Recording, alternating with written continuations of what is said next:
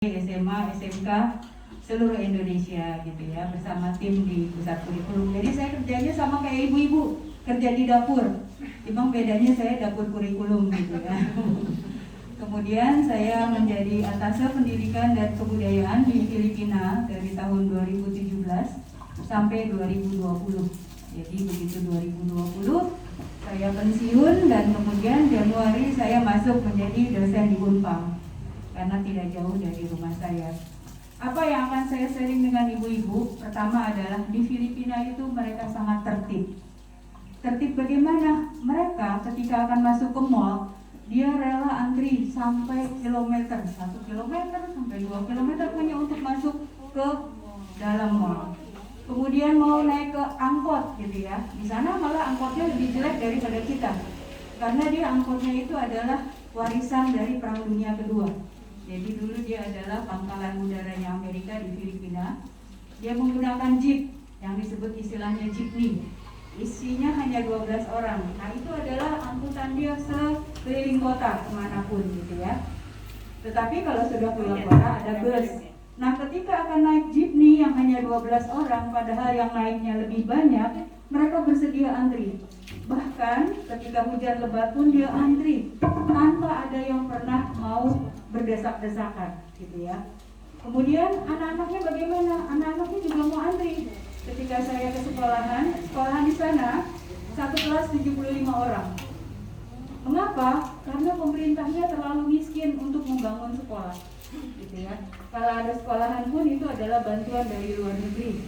Mereka tidak punya sumber daya alam, sehingga dia hanya mengharapkan bantuan luar negeri. Tapi di sana gratis. TK di sana wajib gratis. SD 6 tahun wajib gratis. SMP kita 3 tahun, di sana 4 tahun wajib gratis. SMA 2 tahun wajib gratis. S1 4 tahun wajib gratis. Nah, jadi kalau di sini S1 masuk negeri memang murah, kalau di sana gratis gitu ya.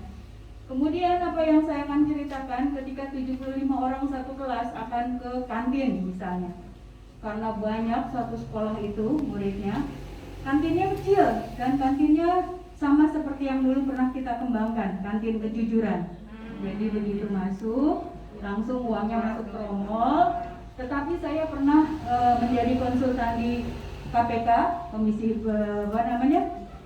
Pemberantasan Korupsi, yaitu mengembangkan kantin kejujuran di 5 provinsi. Setiap sekolah yang kita jadikan sebagai daerah uji coba, kita kasih uang modal 15 juta. Setelah 5 tahun, jangankan uangnya utuh, habis semuanya. Padahal kantin kejujuran itu yang mengelola anak-anak.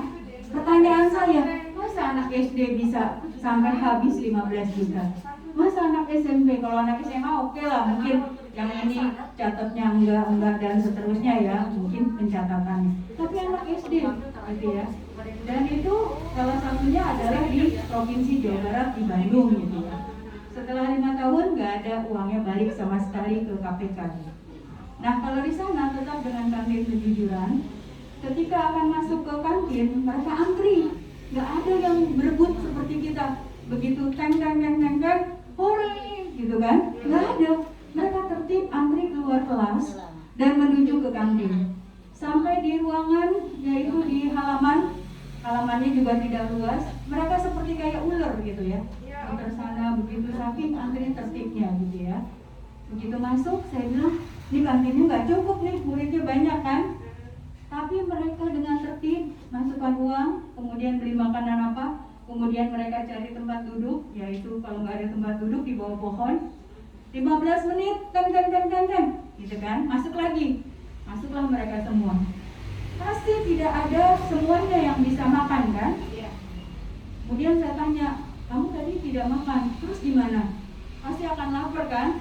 Nanti, jangan khawatir Bu, kita punya perjanjian tidak tertulis. Yang sudah istirahat pertama makan, tidak boleh makan lagi di istirahat kedua. Gitu. Jadi artinya untuk memberikan kesempatan kepada anak berikutnya untuk bisa makan di istirahat kedua. Jadi antrinya itu yang saya kagum. Ternyata budaya antrinya itu baru berkembang di tahun 90. Sebelum tahun 90 mereka sama dengan kita, selalu berebut dan seterusnya gitu ya. Bahkan ketika saya pulang ke Indonesia, Januari saya makan di sebuah restoran. Begitu cuci tangan kan antri.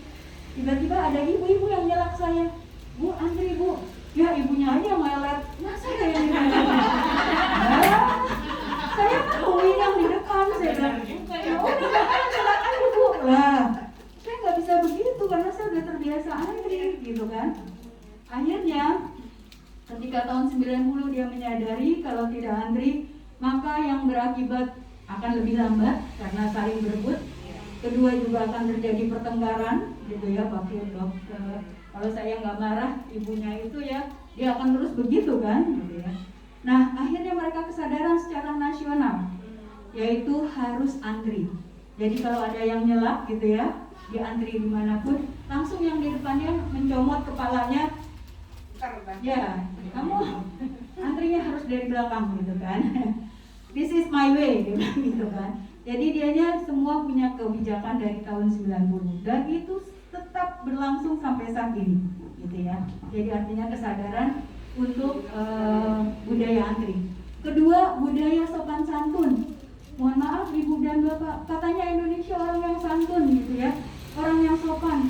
Di sana lebih sopan santun daripada kita. Begitu kita ketemu anak-anak sekolah, dimanapun kita berada, langsung dia taruh tangannya, ditaruh di bahunya. Good morning visitor, kemudian how are you gitu ya. Jadi dia yang menyapa kita lebih dahulu. Kenyataannya saya ke sekolah-sekolah di Indonesia tahun 2015 kita punya proyek, pusat kurikulum punya proyek, yaitu proyek PPK, penanaman kesadaran berkarakter, penguatan pendidikan karakter PPK. Kita punya proyek itu sebanyak 550 sekolah di seluruh Indonesia. Di setiap sekolah yang menjadi piloting kita datang setiap bulan, kita tanamkan karakter, bagaimana bertutur kata, menghormati tamu dan seterusnya. Selama 3 tahun proyek itu berjalan, kebetulan saya ditugaskan di Goa. Semua anak-anaknya sopan. Kita datang ke sekolah, dia langsung karena orang Makassar ya, tabe Bu, tabe Pak, sampai begitu ya. Tapi begitu proyeknya habis, ya tahun 2017 sebelum saya berangkat ke Filipina, saya datang ke sekolah yang sama, boro-boro dia mau kenal. Dan kemudian sekolah yang saya bina sebelumnya rapi sekali, dari TK, SD, SMP, SMA, dan SMK. Memang kita setiap datang kasih uang ya, uang untuk kebersihan, uang untuk pendidikan karakternya. Begitu selesai, tidak ada uangnya, itu rumput lebih tinggi dari sekolahnya. Bukan hanya setinggi ini rumputnya, lebih tinggi daripada sekolahnya. Nah, artinya mereka kalau ada uang pasti akan seperti itu. Kemudian di mana tingkat kesadarannya? Seperti di Filipina, gitu ya. Baik, itu adalah contoh-contoh bagaimana kesadaran itu harus timbul dari diri kita sendiri. Bukan baru ada tulisan peraturan maka semua akan tertib, gitu ya. Nah, ini harus ditanamkan di dalam diri ibu masing-masing sekarang. Ketika saya menikah tahun 90, kemudian saya pindah rumah sendiri di Perumnas 2 Karawaci. Kebetulan suami saya ketua RW, jadi saya sebagai ibu PKK gitu ya. Jadi saya membina PKK pada saat 90 sampai saya pindah ke Villa Melati tahun 93. Saya katakan pada saat itu istilah PKK sangat miris sekali. Dikatakan oleh masyarakat di situ pada saat itu adalah PKK singkatan perempuan kurang kerjaan. Akhirnya saya bilang sebagai ketua PKK bahwa PKK itu bukan perempuan kurang kerjaan, perempuan kreatif dan komunikatif. Nah, saya ganti istilahnya. Nah, saya mulai buat kegiatan-kegiatan mulai dari olahraga setiap seminggu 3 kali. Kemudian pada saat posyandu itu ada yang namanya penimbangan, kemudian panitia posyandunya setelah selesai kita makan bersama. Jadi Semangat ibu-ibunya gitu ya. Kemudian untuk anak-anak saya sediakan pengajian rutin gitu ya, setiap habis maghrib di masjid. Untuk ibu-ibunya juga ada pengajian. Kemudian bapak-bapaknya ada pengajian dasar, lanjutan sampai tingkat tinggi. Kemudian pertemuan arisan bagaimana? Arisan saya buat dari tingkat yang paling kecil gitu ya. Maksudnya bukan RT, tapi satu gang rumah ini ada arisan mingguan dan seterusnya. Nah itu harus dipantau oleh ibu PKK-nya. Walaupun saya sibuk pada saat tahun 90 itu, saya persiapan untuk S2 di Australia, tapi saya sempatkan untuk aktif di masyarakat gitu ya. Nah ini maksud saya adalah bahwa ibu-ibu, kalau bukan dari kita, siapa lagi yang akan membangun kita? Kita lah yang akan membangun diri kita sendiri. Terus terang, saya tidak pernah kursus menjahit, tapi baju-baju saya semua saya buat sendiri gitu ya. Nah ini nanti kalau misalnya ada kesempatan, kalau mau belajar saya ajar membuat baju. Kemudian kalau mau membuat makanan, ya saya juga belajar sendiri, try and error gitu ya. Try and error artinya apa? Saya coba, nggak enak, saya kasih satpam. Kalau satpam kan apapun dimakan gitu ya. Tapi kalau enak, baru saya kasih keluarga. Itu memang salah juga. Tapi daripada mubazir gitu kan. Tapi keseringan sih enak. Sampai saya kerja di KBRI Manila, semua satpam setiap hari saya bikin makanan. Dan juga supir, di sana ada 17 orang supir. Jadi pagi-pagi saya tidak punya pembantu di Filipina, saya masakin baik nasi, baik semur, rendang, apapun tiap hari saya kasih mereka gitu ya. Bukannya saya mau membanggakan diri, tapi maksud saya adalah rasa solidaritas gitu ya. Nah, di sini saya ingin agar ibu-ibu dan yang hadir di sini semua memiliki rasa tersebut. Apa sih pekerjaan saya sebagai atas pendidikan dan kebudayaan di Filipina? Saya menjalin kerjasama pendidikan Indonesia dan Filipina, mulai dari taman kanak-kanak, sekolah dasar, SMP, SMA, sampai perguruan tinggi dan masyarakat. Karena mereka cinta dengan batik Indonesia, maka saya ajarkan mereka membuat batik yang ibu-ibu pakai. Saya tadinya tidak tahu membatik, karena yang saya tahu hanya belajar saja gitu kan. Akhirnya saya belajar tutorial lewat YouTube gitu ya, membuat batik dari malam sampai jadi. Setelah saya merasa yakin mampu membuat batik, saya ajarkan ke orang-orang Filipina. Pada saat saya datang belum ada satupun yang mampu membuat batik. Akhirnya setelah saya pulang, 7.500 orang yang saya ajarkan membuat batik. Dan mereka akhirnya punya kesimpulan, kalau nanti saya ke Indonesia, saya beli batik tidak akan saya tawar. Kenapa? Ternyata buat batik itu susah. Harus ditulis dulu, kemudian direndam, kemudian direbus, kemudian dijemur gitu kan. Nah, dia mulai cinta dengan kebudayaan Indonesia. Demikian juga saya mengajarkan mereka bahasa Indonesia ya. Pada saat saya datang, tidak ada yang cinta, tidak ada yang senang belajar bahasa Indonesia. Akhirnya saya datangkan guru-guru dari Indonesia untuk mengajar bahasa Indonesia di Filipina. Filipina hanya ada 3 pulau, yaitu pulau di Manila sendiri, kemudian Visayas dan Mindanao. Nah, dari 3 pulau ini saya ajarkan mereka bahasa Indonesia dibantu guru-guru dari Indonesia. Akhirnya saya pulang ada 7.500 orang yang juga bisa berbahasa Indonesia. Artinya tahulah selamat pagi, selamat siang, aku cinta padamu, dan seterusnya. Bahkan mereka beberapa kali menang karena kita ada lomba, menang untuk lomba pidato, lomba bercerita, datang ke Indonesia, dibiayai oleh Adikbud, ya, biaya Adikbud. Mereka 17 Agustus upacara bersama dengan Presiden, dengan Pak Jokowi, pada saat pertama saya datang dengan SBY gitu ya. Nah, mereka datang ke istana, kemudian jalan-jalan 1 minggu di Bali.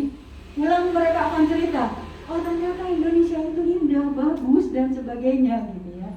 Nah, ini adalah salah satu cara mereka untuk tertarik dengan Indonesia. Kalau mereka nanti punya uang, dia akan ke Indonesia, dia akan menanam saham dan kemudian membuka usaha dan seterusnya dengan meng-hire ataupun memanfaatkan orang-orang Indonesia sebagai pekerjanya. Nah, sampai saat ini antara Indonesia dan Filipina bedanya apa? Sama, yang kaya orang Cina. Di sana juga yang kaya orang Cina, gitu ya. Tetapi mereka itu tetap dalam kendali pemerintah.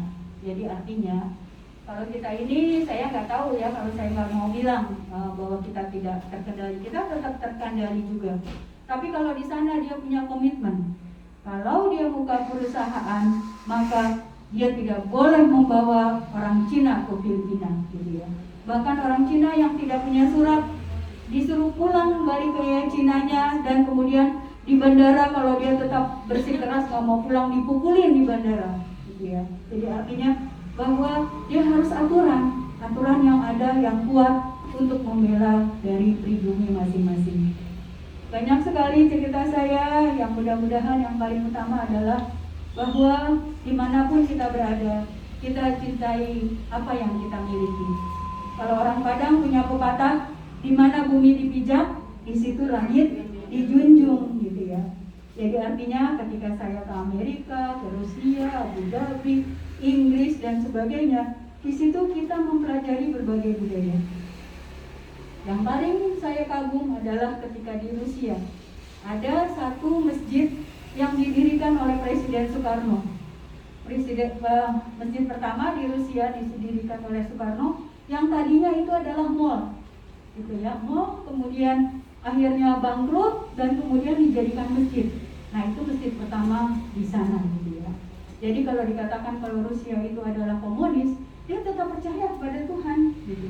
Nah, ini adalah sedikit gambaran bahwa ketika kita berada di manapun juga, yang tadi saya katakan, kita harus melihat kebudayaan apa yang bisa kita selami. Yang paling utama adalah tetap kita kepada, karena di sini semua orang Islam, gitu ya. Tetap saya mengajarkan Islam. Contohnya di Inggris berapa banyak mahasiswa, kebetulan saya di sana ngajar juga ya, ngajar sebagai dosen terbang, ngajar S2, S3 di Inggris di sana. Saya ngajarkan mahasiswa dan dosen pakai kerudung.